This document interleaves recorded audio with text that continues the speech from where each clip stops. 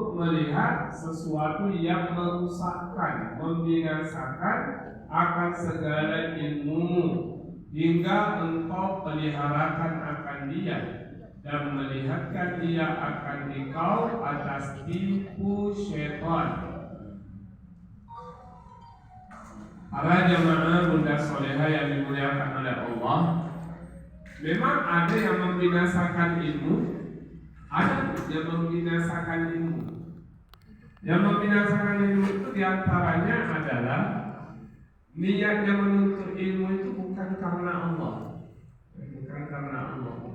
Maka ini akan membinasakan dia.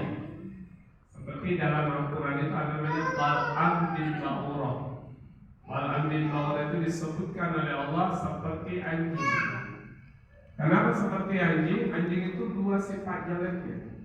Pertama dikasih daging lidahnya menjulur, diusir juga lidahnya menjulur. Kalau bahasa zaman sekarang adalah penjilat kepada penguasa. Karena Bal'am bin Ba'urah itu sebenarnya adalah wali. Saking hebatnya ilmunya, itu kalau dia berdoa semua mereka menyingkir. Jadi doanya itu langsung tembus ke langit. Dia hidup di zamannya Nabi Musa alaihissalam.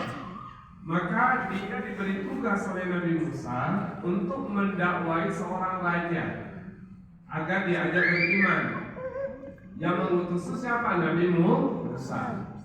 Tapi ternyata Bal'am ini adalah ketika sampai di kerajaan itu di sebuah negeri yang jauh, awalnya didakwai, lama-lama dipengaruhi dikasih uang untuk melawan kembali Nabi Musa.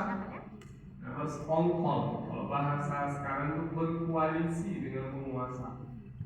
Nah, jadi istilah itu sudah ada zaman dulu. Jadi yang terjadi akhir zaman ini itu pernah kejadian di zaman dulu, cuma aktornya yang berbeda. Ingat, kejadiannya sama, yang berbeda aktornya, pelakunya. Nah, akhirnya Bal'am bin Ba'urah sudah dibayar uang oleh raja untuk melawan balik Nabi Musa, bikin berita hoak, bikin fitnah tentang Nabi Musa. Apa yang terjadi? Matinya dicabut imannya oleh Allah. Allah sebutkan dalam Quran kalkalbi, seperti anjing. Kenapa? Dia menjilat sama raja. Makanya hidup jangan sampai. Dan saya selalu bilang, punya pondok kan? Pondok saya itu saya larang pengurusnya pertama mencari uang menggunakan orang kosong ke pemerintah dan kepada orang tertentu yang ada tujuan baik. Kenapa? Karena kalau kita sudah minta nanti akhirnya balas jasanya susah. Itulah kata Vladimir Putin, seorang presiden yang sering membela Islam, padahal negerinya bukan negeri Islam. Apa kata beliau?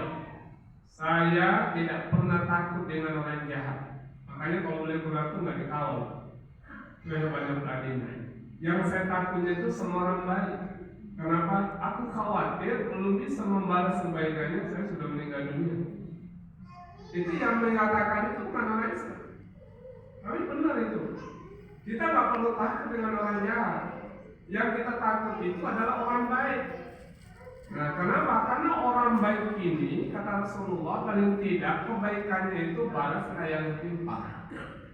Kalau tujuannya karena Allah. Tapi ingat, ada orang yang berbuat baik sepertinya baik, tapi tujuannya bukan karena Allah.